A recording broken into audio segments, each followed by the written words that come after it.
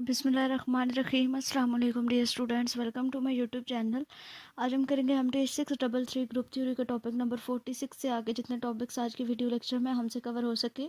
तो I hope so कोई पिछले जितने टॉपिक्स हमने कवर कर लिए हैं आपको अच्छे तरीके से समझ आ गए होंगे। अगर कोई भी कंसेप्ट समझ ना आया हो या कोई भी मिस्टेक हो तो आप हाईलाइट कर सकते हैं, पूछ सकते हैं। तो स्टार्ट करते हैं। आज का जो हमारा टॉपिक है उसमें हमने क्या पढ़ना है, परम्यूटेशन ग्रुप्स के बारे में पढ़ना है। हमने पिछला जो अपना वीडियो लेक्चर था उसमें हमने ये टॉपिक जो है वो स्टार्ट किया था परम्यूटेशन का। योप्सो के वो चीज़ें आपको अच्छे से समझ आ गई होंगी, तो उसी को आगे कंटिन्यू करना ज़्यादा डिफिकल्ट नहीं है। तो सबसे पहले इसकी डेफिनेशन देख लेते हैं कि यहाँ पे मैपिंग एक हो रही है। लेट एफ जो है वो दो फंक्शंस दिए गए ए और बी, वो उसकी मैपिंग हो रही है be the function and let H be the subset of A. H जो है वो क्या है, ए का सबसेट है। The image of H under F is, जो इमेज बनेगी एच की वो क्या बनेंगी एफ के अंडर, मतलब ये इन दोनों की मैपिंग हो रही है ए टू बी। ठीक है, ये दोनों फंक्शंस एक दूसरे के ऊपर मैप कर रहे हैं और एच जो है वो वहाँ पे हमारे एक सबसेट है और वहाँ पे जो इमेज जो बन रही है, ठीक है, इमेज ऑफ जो एच बन रही है, सबसेट की जो इमेज बन रही है अंडर एफ वो क्या बनेगी F H such that H, यानी कि स्मॉल एच जो है वो बिलोंग टू करेगा कैपिटल एच से। ठीक है, यानी कि स्मॉल एच इस जो हमने सबसेट लिया है उसका एक नंबर है, उसका एक एलिमेंट हमने लिया है सबसेट का और वो बिलोंग किससे कर रहा है एच से, and it is denoted by F H. और इसको हम इस तरीके से डिनोट करेंगे इनटू क्लोज इंटरवल में। उसके बाद एक लीमा है, इसको भी प्रूव कर लेते हैं। Let G and G prime be the group, अगर जी और जी प्राइम जो है वो ग्रुप्स हैं। एंड लेट फाई, जो इसकी अब फंक्शन जो बना रहा है वो क्या है, फाई है। अब पीछे हमने जो डेफिनेशन में फंक्शन देखा वो एफ का था और यहाँ पे जो हमारे पास फंक्शन डिफाइन हो रहा है वो फाई का फंक्शन डिफाइन हो रहा है। G to G prime be one to one function such that phi X Y equal to phi X into phi Y for all X Y belong to G. यहाँ पे अगर मैं आपको थोड़ी सी हिंट देती चलूँ कि इसका जो प्रूफ है ये इतना ज़्यादा इंपॉर्टेंट नहीं है, बट बेसिक चीज़ें जो है वो मैं आपको बताती हूँ कि इसमें क्या है कि हमने प्रूफ क्या करना, आइसोमॉर्फिक जो हमने प्रॉपर्टीज़ पढ़ी थी, यानी कि एक ग्रुप को आइसोमॉर्फिक हमने प्रूफ करना होता था। तो उसके लिए हमारे फंक्शन को वन टू वन भी होना चाहिए। उसके बाद उसमें जो है जो उन एलिमेंट्स को मतलब क्लोजर प्रॉपर्टी को भी सेटिस्फाई करना चाहिए। उनको मल्टीप्लाई करने के बाद जो हमारे पास आंसर आएगा वो उसी से बिलोंग करना चाहिए। एंड उसके बाद उसको जो है वो होमोमॉर्फिक भी होना चाहिए। मीन्स टू से दैट कि अगर जो है वो दो फंक्शन, जैसे कि यहाँ पे आपको ये दिख रहा होगा, यहाँ पे हमारे पास ये दोनों फंक्शंस हैं, इन दोनों फंक्शंस को अगर हम इस तरीके से एक फंक्शन इनके ऊपर मैप हो रहा है तो जब जो है वो हम अलग-अलग इनके ऊपर मल्टीप्लाई करें तो अगर प्रोडक्ट फॉर्म में लिखेंगे तो फिर हमारे पास ये इसकी ये फॉर्म आएगी। और इसी तरीके से अगर हम उनको ऐड करेंगे तो ऐड करने के बाद वो एक एक फंक्शन दोनों के ऊपर मतलब phi F X plus phi F Y हमारे पास आ जाएगा। Then phi G is a सब ग्रुप ऑफ जी प्राइम, के जो फाई जी है ये क्लोज है, इज अ सब group of G prime and phi provide an isomorphic of G with phi G. ठीक है, यानी कि ये हमें क्या प्रोवाइड करेगा, आइसोमॉर्फिज्म जो है वो प्रोवाइड करेगा। वही बात जो मैंने अभी आपको बताई है कि आइसोमॉर्फिज्म को चेक करने के लिए हमारे पास जी प्रॉपर्टीज होती थी कि क्लोजर प्रॉपर्टी होल्ड करनी चाहिए, उसके बाद जो है वो वन टू वन उनके दरमियान में रिलेशनशिप होना चाहिए एंड देन उसको होमोमॉर्फिक भी होना चाहिए। होमोमॉर्फिक वाले टॉपिक्स आगे जो नेक्स्ट मॉड्यूल्स हैं उनमें डिटेल से जो है वो हम पढ़ेंगे। तो फिलहाल के लिए हम इतना ही इसको स्टडी करते हैं। आगे इसका प्रूफ अगर देखें कि एक्स प्राइम और वाई प्राइम यहाँ पे दो जो है वो एलिमेंट्स लिए गए हैं बिलोंग टू फाई जी। जो हमने यहाँ पे सब ग्रुप लिया था ना उसमें से हमने दो एलिमेंट्स लिए हैं X prime and Y prime. Then there exist X Y belong to G such that phi X जो है वो किसकी इक्वल होगा एक्स प्राइम की, और जो फाई वाई है वो हमारे पास किसकी इक्वल होगा, वो हमारे पास फाई वाई की इक्वल होगा। और अगर हाइपोथेसिस यहाँ पे लगाएंगे जो कि अभी हमने यहाँ पे देखी थी phi X Y equal to phi X into phi Y, तो वही हाइपोथेसिस यहाँ पे यूज़ की गई है। तो अभी हमने देखा कि फाई एक्स हमारे पास एक्स प्राइम की इक्वल है और जो फाई वाई हमने देखा वो हमारे पास किसकी इक्वल है, वो हमारे पास यहाँ पे फाई वाई की इक्वल है। तो वही दोनों वैल्यूज़ को हमने यहाँ पे यूज़ किया, X prime and Y prime. And X Y prime और वाई प्राइम किससे बिलोंग करते हैं, जो हमने यहाँ पे सबसेट लिया था फाई इंटू जी का, उससे बिलोंग करते हैं। We have shown that phi G is closed under the operation of G prime, यानी कि जी प्राइम के ऊपर हमने ये ऑपरेशन लगा के देख लिया कि फाई जी जो हमने सब ग्रुप देखा है वो क्लोज्ड है।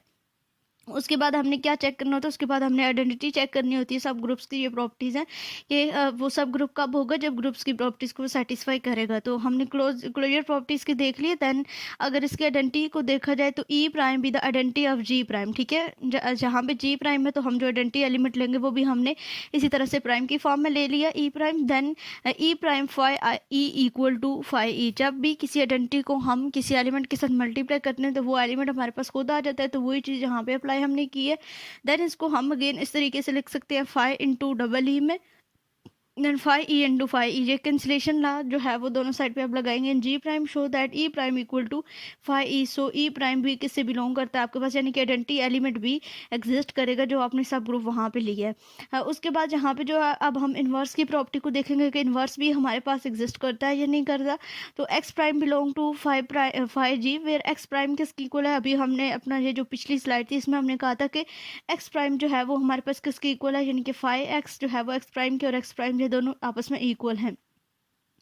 We have then E prime equal to, हमने किसके कहा है, वो हमारे पास अभी हमने देखा कि वो हमारे पास फाई ई की इक्वल है, वो चीज़ हमने यहाँ पे लगा दी। और ई जो है वो हमारे पास आइडेंटिटी एलिमेंट। अब हम यहाँ पे किसकी बात करें, इन्वर्स की बात कर रहे हैं।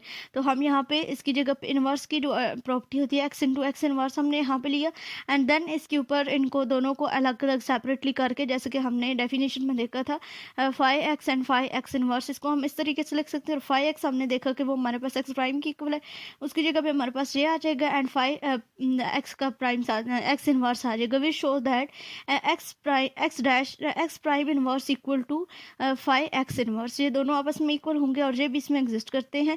तो देयरफॉर हम कहेंगे कि इसमें जो है वो इनवर्स भी एग्जिस्ट करता है। एट द एंड जो है वो हमने आइसोमॉर्फिक इसकी प्रॉपर्टी को सेटिस्फाई करना होता है। इसमें ऑन टू मैपिंग भी होती है और 1 to 1 भी होती है, and at the and in दोनों को मल्टीप्लाई करके हम इनको सेपरेटली इस तरीके से लिख सकते हैं। और जो एक्स वाई होता है वो भी बिलोंग करता है हमारे पास, किससे बिलोंग करता है, जो हम ग्रुप लेते हैं उससे बिलोंग करता है। ये टॉपिक नंबर 46 था। आई होप सो कि आपको समझ आ गया होगा। आगे हमारा टॉपिक नंबर 47 है। इसमें हमने कैलाइस थ्योरम के बारे में पढ़ना है, ये भी इम्पोर्टेंट है, इसको भी देखते हैं। सबसे पहले हम इसकी जो थ्योरम की स्टेटमेंट है उसको देख लेते हैं कि every group is isomorphic to group of permutations, यानी कि जो हमारे परम्यूटेशंस के ग्रुप होते हैं वो क्या होते हैं, हर वो ग्रुप जो होता है वो आइसोमॉर्फिक भी होता है। अब आइसोमॉर्फिक होने का आपको अच्छे तरीके से अंदाज़ा हो गया होगा, हम अपने टॉपिक नंबर 7-8 में भी इसके बारे में डिटेल से हमने स्टडी किया था, और अभी जो पिछला टॉपिक था उसमें भी हमने इसकी प्रॉपर्टीज़ को कुछ को देखा है। तो वही चीज़ यहाँ पर भी अप्लाई होगी, ज़्यादा कोई मुश्किल बात नहीं है। Every group is isomorphic to the group of permutation, के हर जो ग्रुप होता है वो आइसोमॉर्फिक भी होता है, जो हमने परम्यूटेशंस के ग्रुप लिए हैं उनके। तो इसका प्रूफ जो है वो देख लेते हैं। सिर्फ हमने क्या करना है, let G be the group, के जी एक ग्रुप है। वो show that G is isomorphic to the subgroup S G. यहाँ पे अब हमने क्या लिया, एक सब ग्रुप लिया जिसको हमने एस जी का नाम दिया है। We need only to define a 1 to 1 function. अब हमने यहाँ पे क्या किया, 1 to 1 फंक्शन पहले डिफाइन कर दिया जी टू एस जी पर, such that phi X Y equal to phi X and phi I, ये दोनों मतलब इक्वल हो जाएंगे। जो हमारी आइसोमॉर्फिक प्रॉपर्टी होती है, होमोमॉर्फिक प्रॉपर्टी में हम इसको इस तरीके से लिखते हैं। और एक्स वाई जो है वो बिलोंग किससे करते हैं, जी से बिलोंग करते हैं। उसके बाद हमने देखना होता है कि इसमें इन्वर्स भी एग्जिस्ट करता है या नहीं, तो वो भी यहाँ पे जो है वो प्रॉपर्टीज हमने लगाई और बताया कि इन्वर्स भी इसमें एग्जिस्ट करना चाहिए। ठीक है, ये मैं आपको बस थोड़ा इसका ना शॉर्ट बता देती हूँ। उसके बाद हमने क्या करना होता है, 1 to 1 इसमें करस्पॉन्डेंस बतानी होती है कि phi X equal to phi Y होना चाहिए, यानी कि F of X is equal to Y होना चाहिए। वही चीज़ हमने पढ़ी थी 1 to 1, अपने जो फंक्शंस की हमने डिटेल पढ़ी थी उसमें हमने देखा था कि ये दोनों जो हैं वो इक्वल होते हैं। F of X is equal to हमारे पास वाई होता है, तो यहाँ पे जो फंक्शंस यूज़ हो रहे हैं phi X and phi Y, तो इट्स मीन कि ये दोनों जो हैं वो इक्वल होंगे। एट द एंड जो है वो हमारे पास अब यहाँ पे ये जो लेमडा एक्स वाई और लेमडा जो है वो यूज़ हो रहा है, ये बस जो है वो इन्होंने जो है वो जो कॉन्स्टेंट है ना उनकी वैल्यूज़ को जस्ट चेंज किया है। तो यहाँ पे हमारे पास है phi X Y equal to phi X and phi Y, तो इन दोनों की वैल्यूज इन्होंने पहले कह दी थी कि जब फाई एक्स है वो हमारे पास लैम्डा एक्स के इक्वल और जो फाई वाई है वो हमारे पास लैम्डा वाई की इक्वल है। जो पिछला हमने थ्योरम देखा था उसमें हमने इनको प्राइम्स के इक्वल रखा था और यहाँ पे जो है वो हमने लैम्डा यूज़ कर लिए। तो जब इनको दोनों को एक साथ मतलब फंक्शन के ऊपर अप्लाई करेंगे और फिर ये अलग अलग होकर इस तरीके से फंक्शन पे अप्लाई हो जाएंगे, तो ये दोनों भी जो है वो इक्वल होंगे एसोसिएटिव प्रॉपर्टी के जरिए। उसके बाद आगे अगला जो हमारा टॉपिक है 48, उसमें एग्जाम्पल्स ऑफ परम्यूटेशंस ग्रुप है कि इसके एग्जाम्पल्स क्या हैं, इनको जो है वो एक दफ़ा स्टडी कर लेते हैं। सबसे पहले इसका जो है वो हम देखते हैं इसकी जो थ्योरी है। This is the natural correspondence between the element of S3 and the way in which two copies of the equilateral triangle, यानी कि अब जो हमारी ट्राइंगल क्या है वो इक्वल ट्राइंगल है। With the vertices 1, 2 and 3 can be placed one covering the other with the vertices on the top of the vertices. ठीक है, यानी कि हर एक जो हमारे पास अब हम जो ट्राइंगल ले रहे हैं वो क्या हो रही है, कवरिंग कर रही है।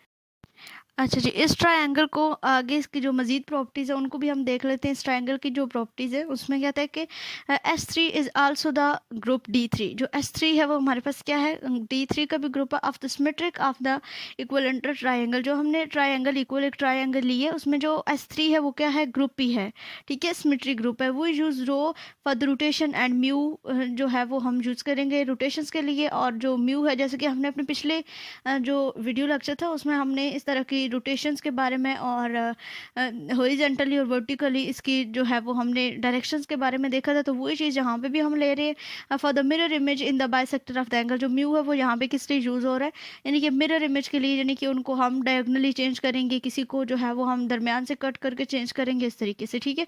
And D3 stand for the third dihedral group. इसको जो nth डाइड्रल ग्रुप होता है उसको हम DN से डिनोट करते हैं। Is the group of the symmetries of the regular and गोन।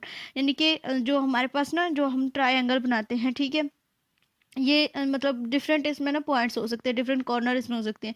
यहाँ पे हमारे पास 3 कॉर्नर वाली जो है वो हमारे पास क्या है, ट्रायंगल बनाएगी, ठीक है। इसी तरीके से हमारे पास जो पैथागोन होता है उसकी 5 जो है वो कोन्स होती हैं। और इसी तरीके से हम अप टू n टर्म्स तक इनकी जो पावर्स होती है ना वो हम ले सकते हैं। जब n टर्म्स तक होंगे तो इसके जो हमारे पास कॉर्नर बनेंगे वो अप टू n टर्म्स तक बनेंगे। तो यहाँ पे अब क्या बात है, ये बिल्कुल सेम जो एग्जाम्पल है ये पिछले एग्जाम्पल की तरह, थोड़ा सा इसमें चेंजिंग है कि हमने यहाँ पे अब जो है वो टेबल भी बनाना होगा। तो यहाँ पे जो है वो अब हमने क्या लिया, रो नॉट लिया, डू नथिंग। रो नॉट मतलब, डू नथिंग का मतलब है कि यहाँ पे जब हमने ट्रायंगल बनाई है तो इसमें हमने क्या लिया, ये हमारे पास 1 इसका यहाँ पे था, 2 यहाँ पे, 2 यहाँ पे और 3 यहाँ पे, यानी कि 1 2 3 इस तरीके से आ रहा है। जब हमने जो है वो म्यू 1 पे इसकी जो की है डायरेक्शन, पहले जो है वो हम ये देख लेते हैं, P1 को देख लेते हैं, ठीक है। अब इसमें हमने क्या किया, रोटेट किया है एंटी क्लॉकवाइज 120 डिग्री पे। तो वही चीज़ जैसे हमने पिछला जो हमारा एग्जाम्पल थी उसमें हमने एक स्केयर के ऊपर ये सारी चीज़ें जो है वो अप्लाई की थी, 90 डिग्री पे इसको रोटेट किया था, फिर 180 पे किया था, फिर 270 पे किया था, ठीक है। तो यहाँ पे भी सेम वही जो है वो स्टेप्स रिपीट हो रहे हैं। क्या होगा कि जो इनकी जगह है वो चेंज हो जाएगी, 1 2 की जगह पे आ जाएगा, 2 3 की जगह पे, एंड 3 जो है वो 1 की जगह पे चला जाएगा। तो 1 2 3 ये जो है वो इसकी शेप बन जाएगी, ये वाली जो आपको यहाँ पे नज़र आ रही है। उसके बाद जो है वो नेक्स्ट अगर देखें तो जब रो 2 हमने लिया तो इसमें दोबारा से जो ये वाली रोटेशन है अब ये चेंज होगी, 3 2 की जगह 3 1 की जगह पे आ जाएगा, 1 2 की जगह पे चला जाएगा, एंड 2 जो है वो हमारे पास 3 की जगह पे आ जाएगा। इसी तरीके से सेम जो है वो हमने यहाँ पे आपको ये चीज़ें नज़र आएंगी। जो रो नॉट है इसमें इन्होंने बोला है कि do nothing, do nothing means कि हमारी जो रोटेशन है वो सिंपल यही आएंगी 1 2 3। तो वही चीज़ जो है वो हमने यहाँ पे लिख दिया 1 2 3। जब हमने रो 1 किया तो 1 2 3, तो हमने जब रोटेशन चेंज की तो क्या होगा था कि जो हमारा 2 है वो स्टार्टिंग में आया था, 2 3 1 हो गया था। ये चीज़ देखें आप यहाँ पे, यहाँ पे अब जब इसको हमने अप्लाई किया तो यहाँ पे 1 था हमारे पास पहले, तो अब 1 जो है वो चेंज हो गया, 1 2 3 हमारे पास, जहाँ 2 3 1 हमारे पास यहाँ पे हो जाएगा। फिर सेम इसी तरीके से वही सेम टू सेम चीज़, आप P1 फिर हमने लिया 1 2 3 एंड 2 3 1, देन P2 हमने लिया, सॉरी P मैं इसको बोल रही हूँ, रो 1 लिया 1 2 3 एंड 2 3 1, देन रो 2 हमारे पास आ गया 1 2 3 3 1 2। ये सारी रोटेशंस वही हैं जो मैं आपको जो है वो ऑलरेडी समझा चुकी हूँ, बिल्कुल सेम उसी तरीके से इनको जो है वो रोटेट करवाया गया है। और फिर हमने इनकी परमुटेशन बना ली, जो मैंने आपको इस वाली एग्जांपल में डिटेल से समझाया था कि इनकी रोटेशंस को चेंज करते हैं तो फिर सबसे पहली जो होती है वो सेम रहती है, यानी कि नॉट वाली। फिर उसके बाद जब इसको रोटेट करवाते हैं तो जब इनकी जगह जैसे हम इधर फिगर पे चेंज करेंगे वही जो चेंजिंग है वो हम अपने परमुटेशन में यहाँ पे लगा देंगे। तो वही चीज़ सेम हुई है। उसके बाद आगे जो इम्पोर्टेंट पॉइंट है उसमें क्या है कि अब यहाँ पे हमने एक ये टेबल बनाना है, जो हमने थ्योरम पढ़ा, कैलाइट थ्योरम पढ़ा था, उसके मुताबिक अब हमने यहाँ पे टेबल बनाना है। तो टेबल बनाने के लिए यहाँ पे भी आपकी लाइन में सारे जो एलिमेंट्स आ जाएंगे, जो आपके परम्यूटेशंस के नाम होंगे वो rho naught, rho 1, rho 2, mu 1, mu 2 and mu 3 यहाँ पे आपका आ जाएगा। सेम इसी तरीके से यहाँ पे भी आपने ये सारे नाम लिख देने, हॉरिजॉन्टली भी एंड वर्टिकली भी आपके ये जो है जो आपके यहाँ पे यूज़ हुए हैं उनको आपने यहाँ पे लिख देने। उसके बाद अब ये चीज़ें आपको कैसे पता चलेंगी कि ये इस मतलब ये जो अंदर वाला टेबल है ये कैसे बनाएंगे। जब फर्स्ट ऑफ ऑल इस टर्म को लेना है और इसको फर्स्ट वाली टर्म के साथ मल्टीप्लाई करना है। जब आपने रो नॉट को रो नॉट से मल्टीप्लाई किया तो ऑब्वियसली आपके पास क्या आ जाएगा, रो नॉट। यानी कि ये जो आपकी परम्यूटेशन है, इस परम्यूटेशन के इसी परम्यूटेशन के साथ जब आप मल्टीप्लाई करेंगे तो आपके पास दोबारा से ये परम्यूटेशन वापस आ जाएगी। फिर आपने इसी को लेना है, यही परम्यूटेशन को, यानी कि रो नॉट को आप जब रो 1 से मल्टीप्लाई करेंगे तो आपके पास यहाँ पे वापस क्या आ जाएगा, रो 1 आ जाएगा। इसको मैं थोड़ा सा जो है वो आपको समझा देती हूँ, मैंने अलग से इसको जो है वो सॉल्व कर रखा है। यहाँ पे अगर हम देखें तो यहाँ पे देखिए रो नॉट और रो वन की वैल्यूज़ को मैंने लिख लिया, ठीक है। 1 2 3 1 2 3 हमारे पास रो नॉट था, और जो रो वन है वो हमारे पास 1 2 3 एंड 2 3 1 है। जब आपने मल्टीप्लाई करते हैं परम्यूटेशंस को, तो आपको मैंने पिछले लेक्चर में भी समझाया था कि जो सेकंड वाला हमारा होता है उसको हम परम्यूटेशन को देखते हैं, और फर्स्ट वाला जिसके ऊपर जो है वो इमेज बना रहा होता है वो हम नेम में लिखते हैं। फर्स्ट वाली जो रो है वो हमारे पास सेम रहेगी 1 2 3। तो यहाँ पे देखिए 1 जो है वो 2 पे मैप हो रहा है, तो यहाँ पे हमारा जो 2 है वो किस पे मैप हो रहा है, 2 पे मैप हो रहा है, तो वो हमने यहाँ पे 2 लिख दिया। नेक्स्ट 2 जो है वो यहाँ पे 3 पे मैप हो रहा है, और जहाँ पे 3 हमारा 3 पे मैप हो रहा है। देन 3 आ गया, देन 3 1 पे मैप हो रहा है, तो यहाँ पे जो हमारा 1 है वो 1 पे मैप हो रहा है, तो ये 2 3 1 आ गया। अब देखें 1 2 3 1 2 3 2 3 1 एंड 2 3 1, यहाँ पे भी ये रो 1 की वैल्यू थी, तो ये किसकी इक्वल आ गई हमारे पास, रो 1 की इक्वल आ गई। तो वही चीज़ यहाँ पे लिखी गई है कि ये किसकी इक्वल है, रो 1 की। फिर जब आपने रो नॉट को रो 2 से मल्टीप्लाई किया तो आपके पास क्या वापस आ जाएगा, रो 2 वापस आ जाएगा। इसको भी एक दफ़ा देख लेते हैं। जब हमने रो नॉट को रो 2 से मल्टीप्लाई किया, ये हमारे पास रो नॉट की वैल्यू, ये रो 2 की वैल्यू है। 1 को 3 से किया, 1 3 पे मैप हो रहा है, और जहाँ पे 3 3 पे मैप हो रहा है, 2 1 पे मैप हो रहा है। यहाँ पे जो हमारा 1 है वो किस पे मैप हो रहा है, 1 पे, तो 3 1 आ गया। देन 3 2 पे मैप हो रहा है, यहाँ पे 2 हमारा 2 पे मैप हो रहा है।